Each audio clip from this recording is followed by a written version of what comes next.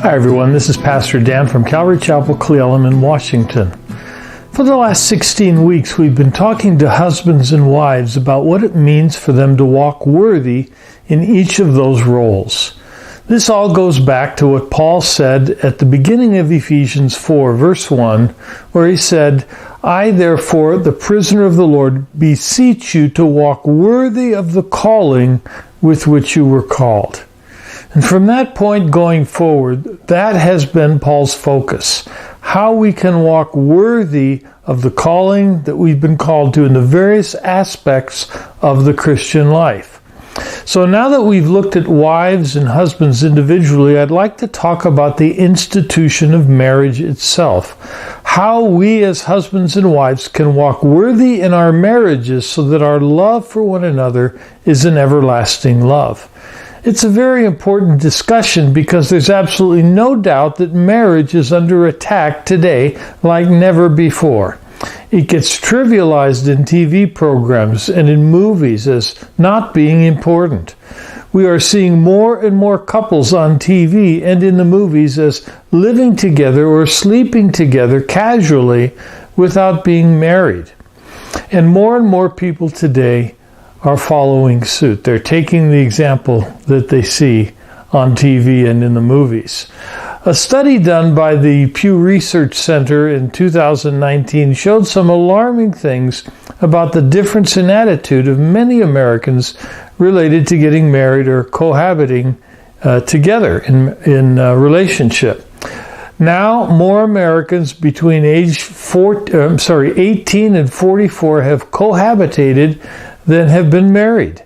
Back in 2002, 54% had cohabitated compared to 60% who had been married.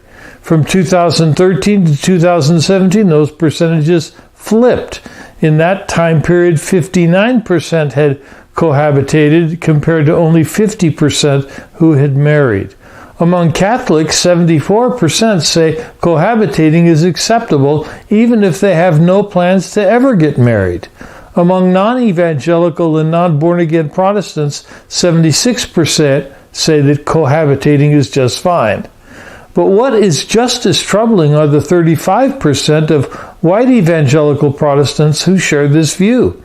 And of those who have no religious affiliation, 90% are just fine with cohabitation without ever getting married. So the institution of marriage has very definitely been trivialized in our present culture. Many deem that marriage is simply not necessary anymore. And for several years now, there has been an all-out attack on God's plan for marriage as being between a man and a woman. Starting in the year 2000, the news started piling up daily on this subject. It seemed to start with the battle to give same-sex unions the same status as married couples. But it was never about giving same-sex unions the same legal status as marriages. The goal was always to sanction same-sex marriage, and they got that. Now that the left has won that battle, they're working now to have polygamy, or what they call polyamorous relationships, legalized as marriage. What is going on here, really? Well, I believe the answer is that this is an all-out spiritual attack.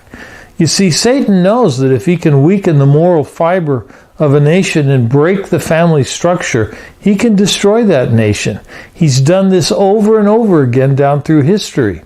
Virtually every major civilization and empire has come to its demise largely because of a breakdown in the moral fiber of the society and a breakdown of the family structure.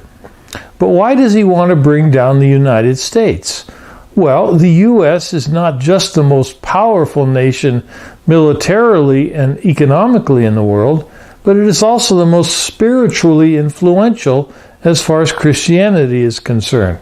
We send the largest number of missionaries overseas, that is. We spend the most amount of money for evangelism and missions. In short, we have and utilize the greatest spiritual resources. And I believe Satan, knowing that, is determined to weaken this nation morally. He is seeking to undermine our biblical worldview. And so he seeks to destroy our sense of morality. He seeks to destroy our marriages and our families. He wants to blur the lines inside and outside the church because he knows that a little leaven will leaven the whole lump. Satan is doing a good job. He's making a lot of headway. Consider, the United States is among the highest in the world when you compare the number of divorces to the number of marriages in the year. In 2019, there was one divorce for every 2.26 marriages, or a divorce percentage of just over 44%. Now that's comparing the number of marriages in a given year to the number of divorces in that same year.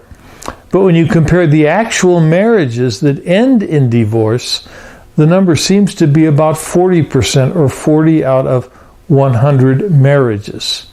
For Satan, really, it's an all-out war. But what's it going to be for us? Are we going to sit back passively and let that which we should hold dear be taken from us? Or are we going to engage ourselves in the fight? And if we are, and I think we should, we ought to consider starting in our own homes. We ought to consider working first on our own marriages. And we ought to consider establishing and standing by what we believe to be God's non-negotiable standards of morality. I don't know about you, but I intend to fight.